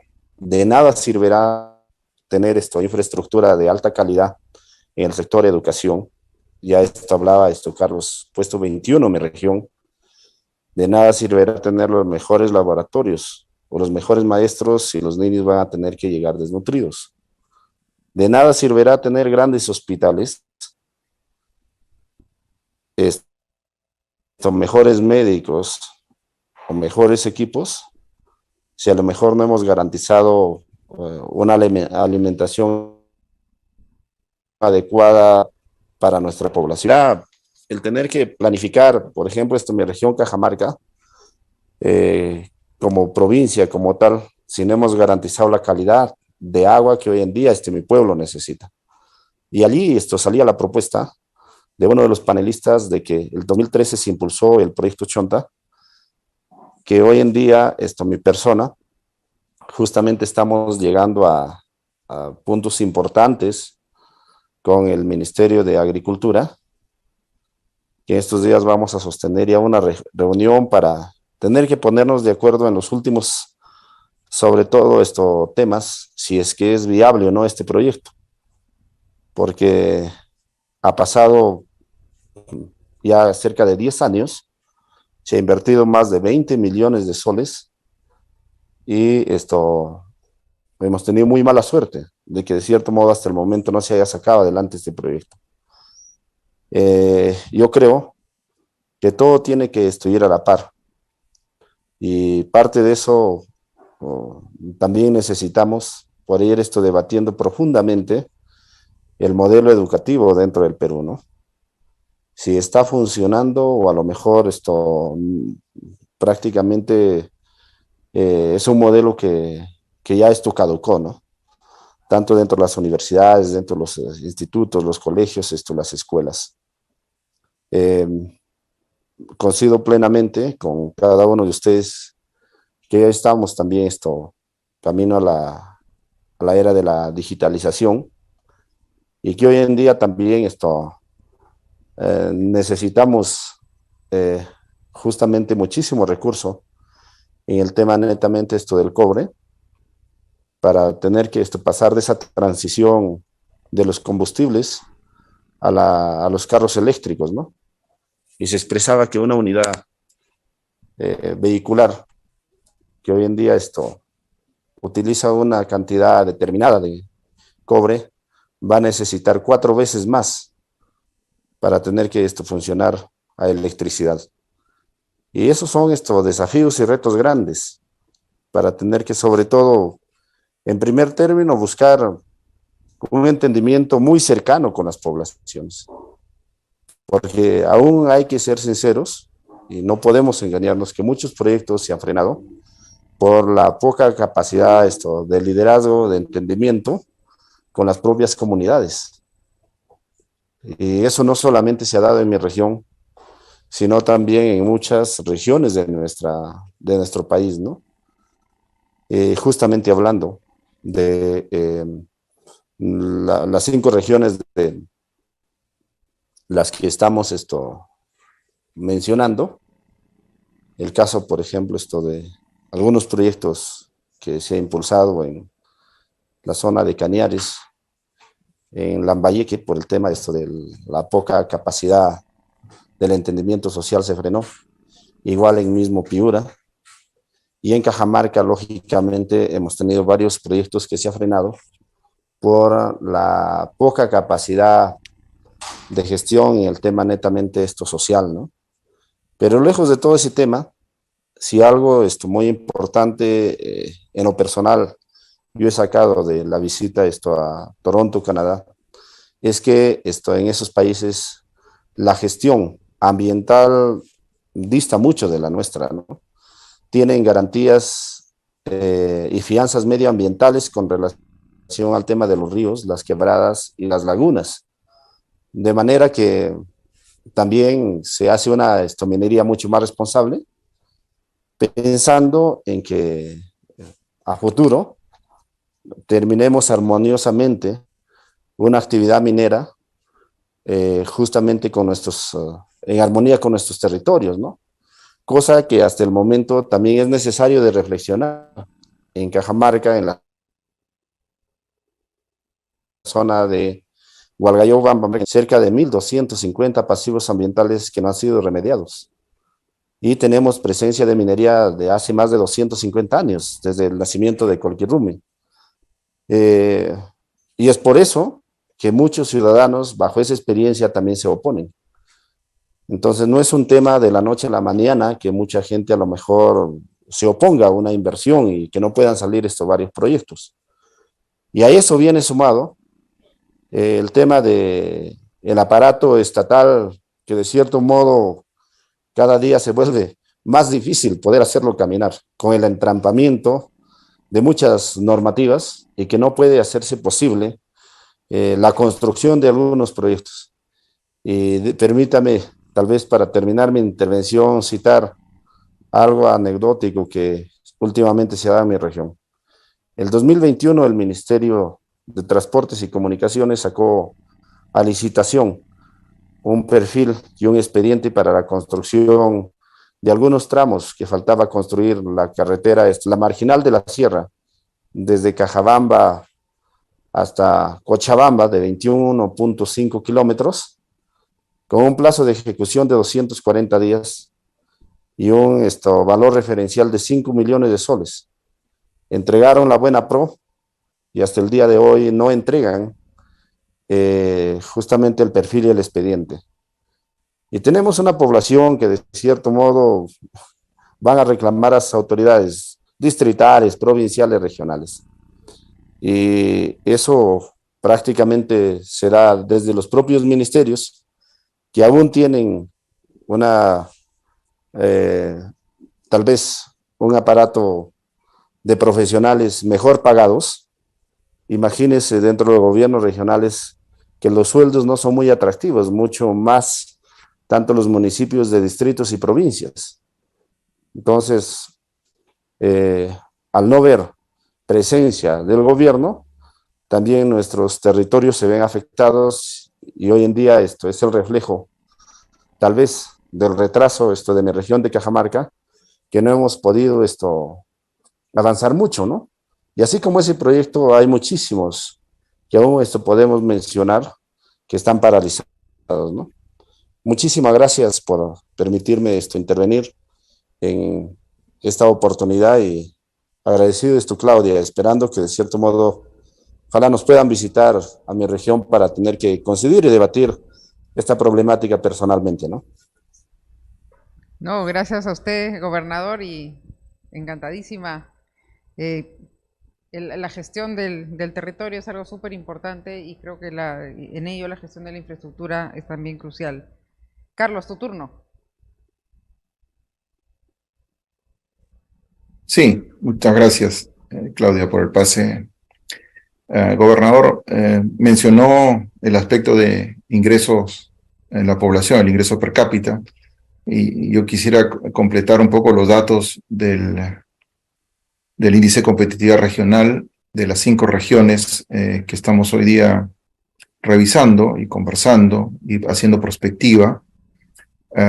Su ingreso per cápita, el PBI per cápita, es muy parecido, o sea, están ahí sí entre 8.000 a 11.000 soles en promedio en las 5 regiones, o sea, ese es el rango en el cual se mueven. Pero si vamos a hacer un análisis sobre el presupuesto público per cápita por mes, o sea, cuánto se presupuesta en cada región en la gestión pública por mes, por habitante, encontramos nuevamente unas asimetrías increíbles. La región que más presupuesta y está en mejor posición es Tumbes, por ejemplo. Está en el puesto 2 de 25 regiones, con 825 de inversión mensual per cápita. En el puesto 14 está Cajamarca, con 458. Luego hacemos un salto y nos vamos al puesto 20, donde está Piura con 372, y vamos a La Libertad, que está en el puesto 24 con 299 de presupuesto per cápita por mes, y Lambayeque en el último lugar, 25 de 25 regiones con 290. Entonces, vemos entonces que acá hay una situación como la que menciona el gobernador Guevara en relación al Estado. Es decir, la gestión que el Estado tiene que hacer sobre sus presupuestos públicos, aparte que hay estas brechas que probablemente van a merecer un análisis, podrían merecer un análisis mucho más fino, más detallado, pero nos dan un indicador de que a pesar de que hay un crecimiento económico, donde las economías de las regiones tienen más o menos una generación de ingresos que permiten tener un PBI per cápita más o menos similar, pues estamos viendo que hay muchas asimetrías en cuanto al uso de los recursos que se generan en relación al presupuesto público asignado per cápita en esas regiones. Y eso tiene que ver con inversión en capital humano, nuevamente. O sea, nosotros como país no podemos darnos el lujo, ya no hablo solamente de la macrorregión norte, sino no podemos darnos el lujo de importar técnicos al año. El Perú más o menos importa en los últimos años un promedio entre 50.000 a 70.000 técnicos al año. ¿Significa que no tenemos la mano de obra en el país como para tener que importarla? No, lo que estamos importando no es mano de obra, estamos importando mente de obra. Ya no es la mano de obra el factor, digamos, importante en el trabajo, sino la mente de obra. Ese nivel de especialización y sofisticación que se requiere para desarrollar, por ejemplo, un proyecto minero complejo, para desarrollar, por ejemplo, un proyecto gasífero complejo, se necesitan soldadores especializados, certificados. No los tenemos en el país. Entonces tenemos una brecha importante entre la educación básica regular, y no hablemos de la calidad y el contenido, y la educación superior universitaria. No hay en el medio una suficiente oferta de capacitación tecnológica con una visión de futuro que requiera ya no solamente la mano de obra, sino la mente de obra capaz de administrar las nuevas herramientas tecnológicas que existen para desarrollar trabajos cada vez más sofisticados. Entonces, es importante insistir y reafirmar que acompañamiento con la infraestructura tiene que ir necesariamente una inversión sostenida en el capital humano, que es el capital humano que se necesita para el futuro del desarrollo de las regiones y evidentemente para el futuro del desarrollo del país. Ya mencionó el ingeniero Merino el concepto de corredores económicos. Los corredores económicos se tienen que construir en base a la generación de valor agregado. Y el valor agregado va a venir directamente relacionado como factor crítico de éxito del capital humano. Es decir, la capacidad que tengamos los peruanos de poder absorber y poder, digamos, reaccionar positivamente ante una demanda cada vez más sofisticada de capacidades, habilidades y competencias. Esto es lo que yo lo llamo el concepto de la mente de obra antes que la mano de obra, que ya está quedando, digamos, hoy día relegada para temas mucho más automatizados, la robótica, la inteligencia artificial y todos estos conceptos de digitalización van a ir desplazando de manera gradual y en algunos casos acelerada la llamada mano de obra típicamente conocida. Y finalmente mi comentario va en relación también a lo que mencionaba tanto el ingeniero Merino como el gobernador Guevara, que es la calidad de gobierno, ¿no? La gobernanza en un caso, el gobierno en otro lado.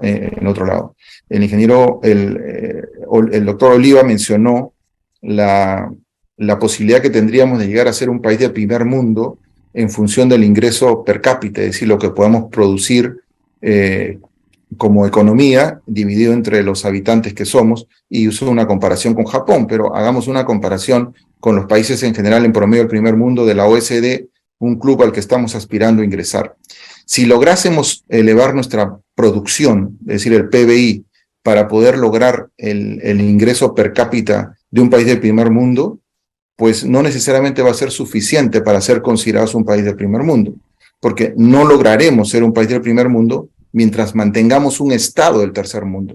Es decir, un Estado ineficiente que no es capaz de gestionar, que en vez de facilitar es un trabador, digamos, de iniciativas, es un sobreregulador en muchos aspectos y en este caso no estoy diciendo que tengan que relajarse las regulaciones, sino más bien tienen que adecuarse, innovarse y ponerse a la altura de las circunstancias para mantener un nivel de competitividad global que el país tiene que tener. Entonces ahí tenemos una agenda, pero pendiente, importante, reformas estructurales que continuar haciendo en nuestro país que quedaron relegadas por lo menos hace 10 o 15 años. Esas reformas de segunda generación a las que se hacen referencia en muchas ocasiones y que tienen que ver con reformas del Estado, cómo el Estado gestiona los recursos que el país produce desde la perspectiva minera, agrícola, manufacturera, y, de servicios, etcétera. Porque Perú no es un país solo minero, pero es un país agrícola, pero es un país pesquero, Perú es un país industrial, pero es un país con mucho potencial en servicios. Entonces tenemos un portafolio importante de motores de nuestra economía que nos pueden ayudar a seguir creciendo. Entonces, lo que está faltando acá es ese despercudirse del reiniciar el país cada 5 años. Bueno, últimamente no es cada 5 años, es casi en promedio cada 2 años, lo cual es peor todavía. Pero sino tener una visión de país integral, una visión de conjunto. Como bien dice el título de esta conferencia, es decir, es una tarea de todos. Y si es una tarea de todos, hay que ponernos de acuerdo en una visión de país, una visión que permita desarrollar la competitividad global de nuestro país desde la perspectiva dura de infraestructura y de la perspectiva de la parte no tangible, digamos, que tiene que ver con el capital humano, el nivel de bienestar, el nivel de prosperidad que debe tener la población, que está básicamente a la expectativa de que le permitan explotar al máximo, ¿no?, sus posibilidades y oportunidades de desarrollo, tanto personal, individual como colectivo. Creo que ese es el espacio en el cual se debería llegar a un mínimo de consensos y tener finalmente una visión de país que no esté teñida con ideología, que no esté teñida de populismo, de demagogia, y que no esté, digamos, anclada en historias o relatos del pasado que ya dejaron de ser, en la gran mayoría de los casos, salvo excepciones contadas con los dedos de la mano, referentes, más bien referentes de las cosas como no se deben hacer en relación a lo que nosotros estamos proponiendo hoy día. Crecimiento, sí. Bienestar también, y eso significa desarrollo, pero un desarrollo sostenible que nos permita mejorar en calidad de vida de todos los peruanos y de esa manera poder aspirar a ser un país del primer mundo. Ojalá no, como dijo Carlos Oliva, de acá a 20 años, pero logremos hacerlo quizás en un tiempo mucho menor si nos ponemos de acuerdo en una visión de país y en un consenso de desarrollo para todos los peruanos. Muchas gracias por permitirme participar en esta segunda ronda. Muchas gracias, Carlos. Muchas gracias, en realidad, a todos, a nuestros invitados, a nuestros panelistas. y sobre todo al público en general, los que están acá en la sala y los que están virtualmente. Les agradecemos enormemente su atención. El espacio de conferencia de estos interesantes paneles en estos 3 días han enriquecido de todas maneras lo que nosotros sabíamos del sector y sobre todo nos han ampliado la perspectiva sobre el desarrollo sostenible de la macrorregión norte. A continuación, vamos a dar paso a la clausura de este evento y para ello invito al escenario a Miguel Cardoso, presidente de Perumín 36 Convención Minera. Adelante, Miguel, te escuchamos.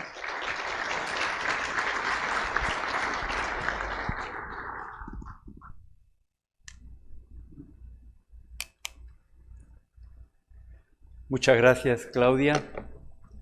Es un gusto estar frente a ustedes, tener una sala con tanto público y además seguramente con muchísima gente también viéndonos virtualmente. Lo primero que quisiera decir es que es en realidad reiterar lo que dijimos al empezar este evento, a nombre del Instituto de Ingeniero de Minas del Perú y del Comité Ejecutivo de Perumín 36, reiterando nuestra solidaridad con las personas que han sido afectadas por las fuertes precipitaciones y huaicos en nuestro país. Y resalto también la solidaridad con la que diversas empresas y organizaciones, entre ellas también algunas del sector minero, están contribuyendo con ayuda humanitaria a estos afectados, así como en labores de limpieza de las zonas perjudicadas. Agradecemos también muchísimo el esfuerzo que han realizado todos ustedes para venir o para comunicarse, conectarse y acompañarnos durante las 3 jornadas de este evento rumbo a Perumín que hemos realizado enfocados en la macrorregión norte y con el eslogan de competitividad y sostenibilidad, tarea de todos. Agradezco además a todos los ponentes que han sido parte de este encuentro, que nos han permitido conocer diversos puntos de vista, analizar y debatir en torno a las oportunidades que plantea la industria minera para cerrar las brechas sociales y para alcanzar el desarrollo territorial que traiga bienestar a todos los peruanos de una manera sostenible. Esta es una labor que compete a múltiples actores sociales, autoridades de gobierno, autoridades regionales y municipales, la empresa privada, la academia, la sociedad civil, entre otros. Debemos entender que todos somos responsables del presente y del futuro de nuestro país. Si hay algo que ha quedado claro en esta enriquecedora edición del Rumbo a Perumín, dedicada al análisis y discusión de la macrorregión norte, es que existe un consenso sobre la importancia de la minería, no solo para el presente, sino también para el futuro del país y de las nuevas generaciones. Hemos tenido muchísimas coincidencias de todos los expositores en cuanto a las responsabilidades que tenemos, a la necesidad de tener una visión de largo plazo. Hay palabras recurrentes como competitividad, sostenibilidad, infraestructura, gobernanza, en fin, una serie de conceptos que no tienen un sentido mencionados en el corto plazo, sino si son mencionados y aplicados sistemáticamente, de forma continua, en el largo plazo. En el primer día tuvimos a Rudy Laguna mostrándonos que las regiones que conforman esta zona del país concentran actualmente el 44% de la cartera de inversión minera del Perú, con 11 proyectos pendientes de ejecución, valorizados en más de 23.000 millones de dólares, siendo Cajamarca la que concentra la mayor oportunidad de inversión con un valor total de 18.000 millones de dólares, entre ellos La Granja, que hoy es noticia debido al anuncio de First Quantum de su acuerdo con Río Tinto, tal como ya fue mencionado previamente. También Conga, que es una inversión estimada en 4.800 millones de dólares. Galeno, con 3.500 millones. Yanacocha Sulfuros, con 2.500 millones. Michiquillay, con una cantidad igual. Y la reposición de Tantahuatay, con 194 millones.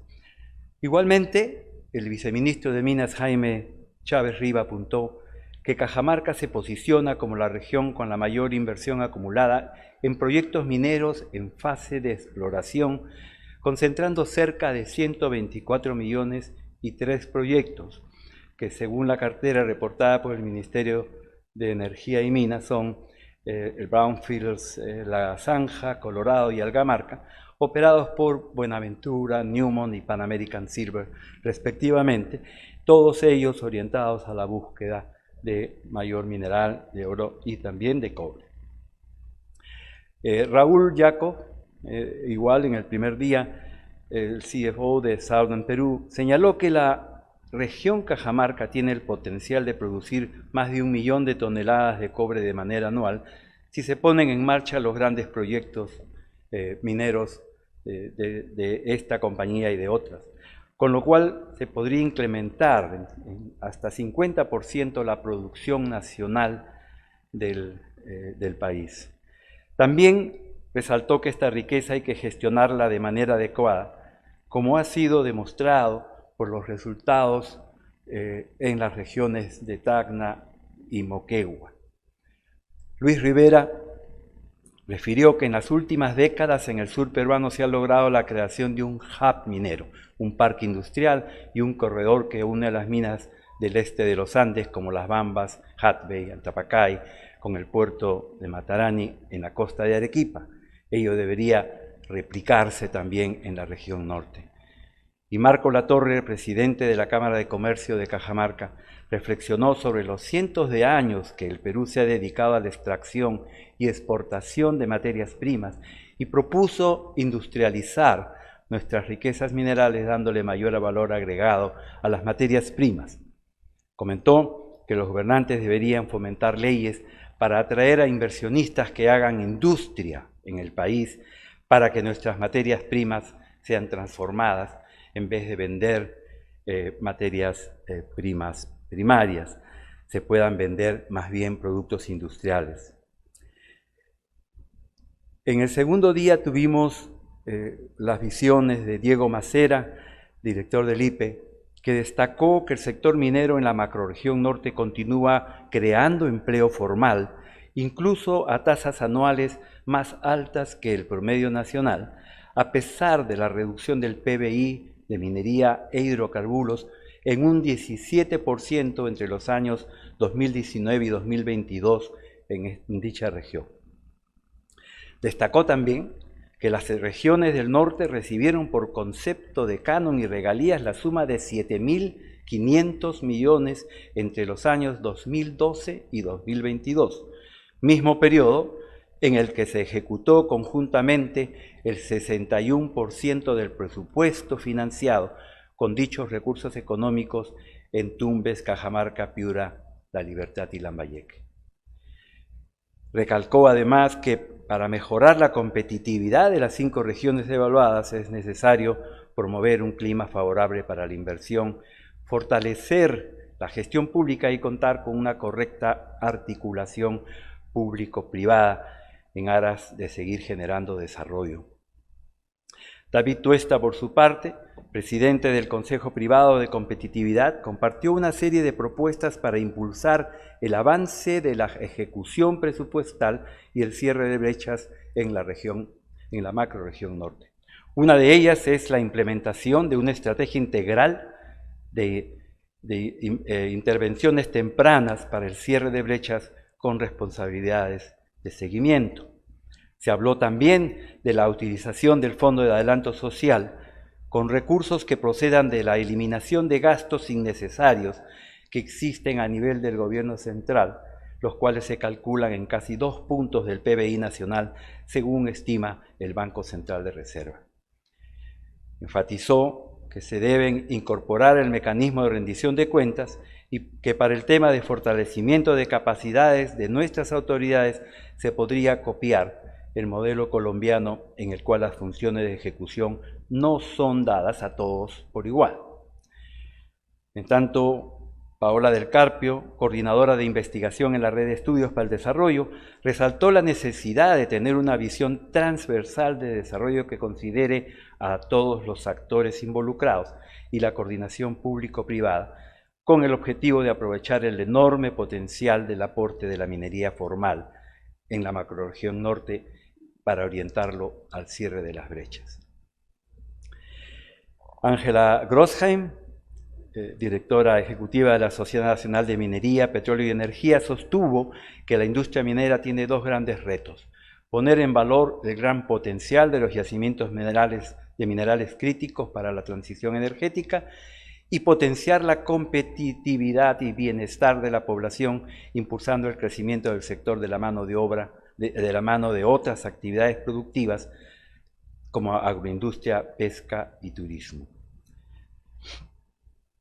Juan Carlos Zaplana, vicepresidente de la Cámara de Comercio de la Libertad, propuso que el sector minero contribuya con la creación de los observatorios ciudadanos encargados de verificar el avance de los proyectos de inversión pública regional y local en cuanto a su cantidad y calidad. Definitivamente, en general, la macrorregión norte ha alcanzado una notoria mejora en los índices de acceso a servicios básicos, infraestructura, empleo formal. No obstante, se necesita de una muy fuerte alianza entre los sectores público y privado y el acompañamiento de la población para superar los desafíos existentes en educación, salud, transporte, economía informal e insuficiente capacidad de la gestión pública. Finalmente, hoy hemos tenido presentaciones muy útiles sobre el Plan Nacional de Infraestructura y la integración de la región norte por parte de los señores Carlos Oliva y Jorge Merino, además de los importantes comentarios del gobernador regional de Cajamarca y del señor Carlos Durán. Nosotros estamos entendiendo de todas estas presentaciones que hay notables coincidencias en cuanto a lo que es necesario hacer para seguir avanzando. El crecimiento económico es fundamental, pero no es suficiente, y eso queda claro. La competitividad y la sostenibilidad de todas nuestras acciones, de todas nuestras políticas y de todas las iniciativas como, por ejemplo, el plan de infraestructura y cualquier acción de gobierno que pretenda de alguna manera articular las regiones o las macrorregiones, tales como hemos escuchado en el caso de los corredores económicos en el país, son fundamentalmente, y reitero este concepto, temas de largo plazo que deben ser discutidos, consensuados y no impuestos ni cambiados simplemente por iniciativas políticas que no tienen un objetivo claro de alcanzar el desarrollo en el tiempo que realmente se requiere hacer.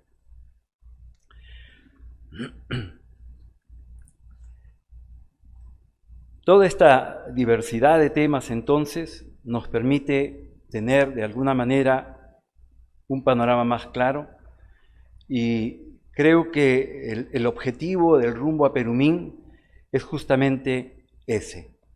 Nosotros buscamos el desarrollo territorial, buscamos el desarrollo sostenible, buscamos el bienestar y buscamos el crecimiento económico de nuestro país, y todo va junto y no por partes ni cucharadas.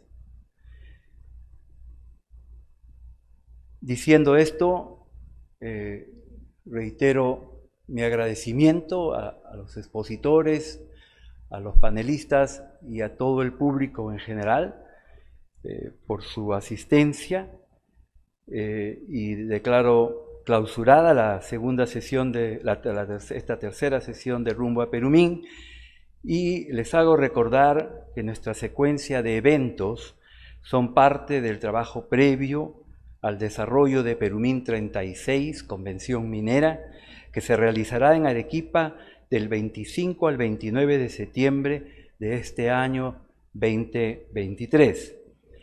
Agradezco entonces a todos ustedes y los invito a que sigan pendientes a nuestras próximas ediciones, las cuales abordarán temas que marcan la pauta de la industria minera y del desarrollo sostenible de nuestro amado Perú.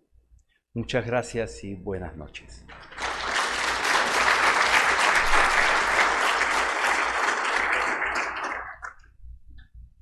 Gracias, gracias Miguel, y sobre todo gracias a todo el público que nos ha acompañado hoy, ya sea de manera presencial o virtual a través de las redes sociales.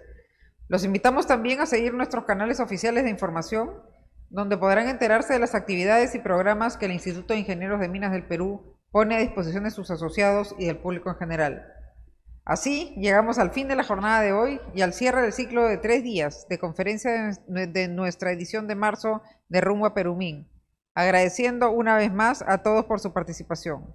Como dijo Miguel, los invitamos a seguir las futuras ediciones de Rumbo a Perumín, esperando encontrarnos de nuevo muy pronto. Buenas noches a todos, gracias.